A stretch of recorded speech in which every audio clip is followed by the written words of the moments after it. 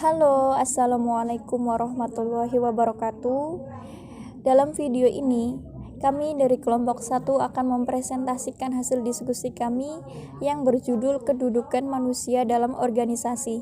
Sebelumnya, yang saya hormati Bu Nurul Maisyal selaku dosen pengampu. Perkenalkan, kami dari kelompok 1 yang beranggotakan Habibah Eka Yasintasari, Endah Nur Anissa, Muhammad Saputro, dan saya Sabila Eristia Putri, dan yang satunya adalah Dinda Rosiana. Oke, di sini yang pertama adalah hakikat manusia. Hakikat manusia menurut Nawawi mengemukakan bahwa manusia adalah makhluk ciptaan Tuhan Yang Maha Esa yang kompleks dan unik, yang diciptakan dalam integrasi dua substansi yang tidak dapat berdiri sendiri.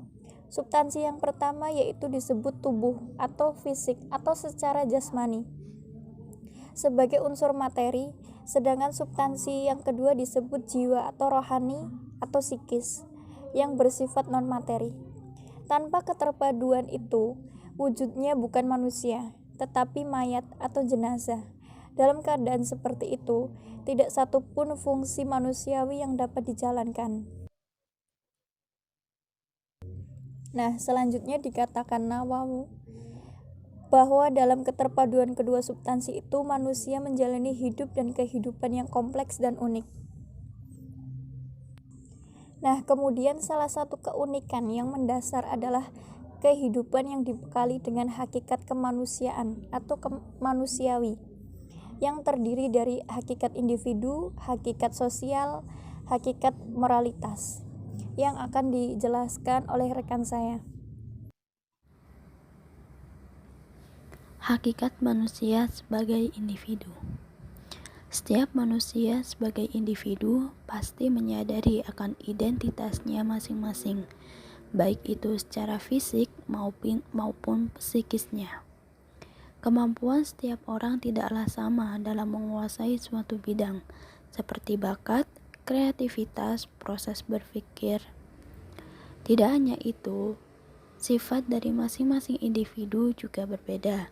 Ada yang pemarah, pendiam, periang, dan lain sebagainya.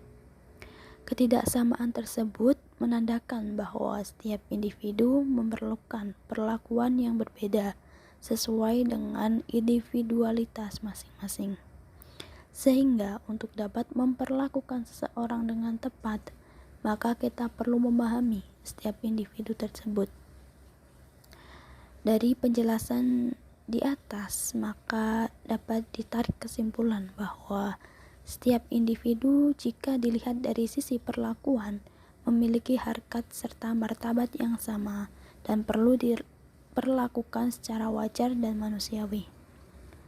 Oleh karena itu, wajar jika setiap individu tidak menginginkan adanya perlakuan yang tidak manusiawi terhadap dirinya, seperti mendapat cacian, makian, hinaan, dilecehkan, bahkan disisihkan dari pergaulan maupun perlakuan lainnya. Manusia sebagai kelompok atau makhluk sosial. Manusia adalah makhluk sosial yang cenderung memiliki hakikat kebersamaan dalam suatu tempat dan waktu yang sama yang menjadikan terbentuknya interaksi. Hal ini menyebabkan manusia terdorong untuk senantiasa hidup dalam kelompok yang dinamakan masyarakat. Juga dalam skala kecil, pengelompokan ini disebut organisasi. Dalam pengelompokan tersebut, mereka akan bekerja sama untuk mewujudkan kepentingan atau cita-cita yang sama. Pengertian organisasi. Menurut pendapat beberapa ahli, pengertian organisasi adalah sebagai berikut. Menurut Edwin P. Filippo, mengemukakan organisasi adalah sistem hubungan antara sumber daya yang memungkinkan pencapaian sasaran. Menurut Chester E. Barnett, berpendapat bahwa organisasi adalah sistem kerjasama antara dua orang atau lebih. Menurut Robin S.P., menyatakan bahwa organisasi adalah suatu unit sosial yang dikoordinasi secara sadar, terdiri atas dua atau lebih orang-orang yang berfungsi dalam suatu basis yang kontinu untuk mencapai suatu tujuan.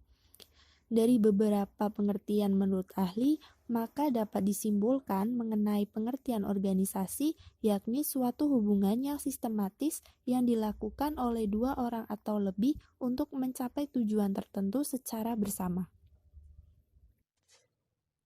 Perubahan paradigma organisasi. Organisasi kini telah mengalami beberapa perubahan paradigma. Di antaranya, paradigma klasik, paradigma human, dan paradigma kolaborasi. Paradigma klasik. Paradigma ini memiliki rancangan organisasi sebagai berikut. 1. Orientasi pada efisiensi tinggi. 2. Sistem otoritas dan kendali yang sangat hierarkis dengan rentang kendali yang sangat sempit. 3.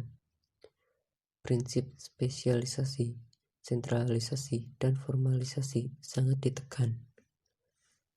Paradigma ini mendapatkan kritikan yang tajam karena sistemnya yang memperlakukan manusia bagaikan mesin. Paradigma human.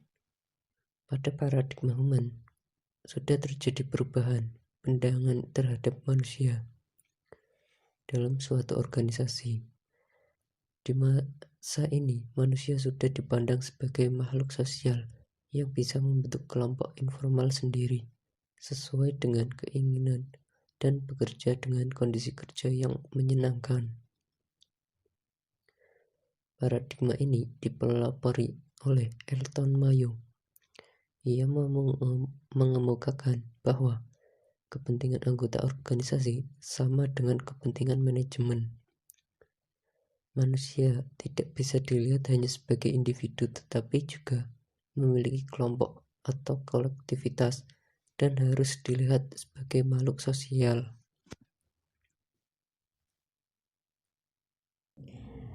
Demikian mungkin itu saja yang dapat kami sampaikan.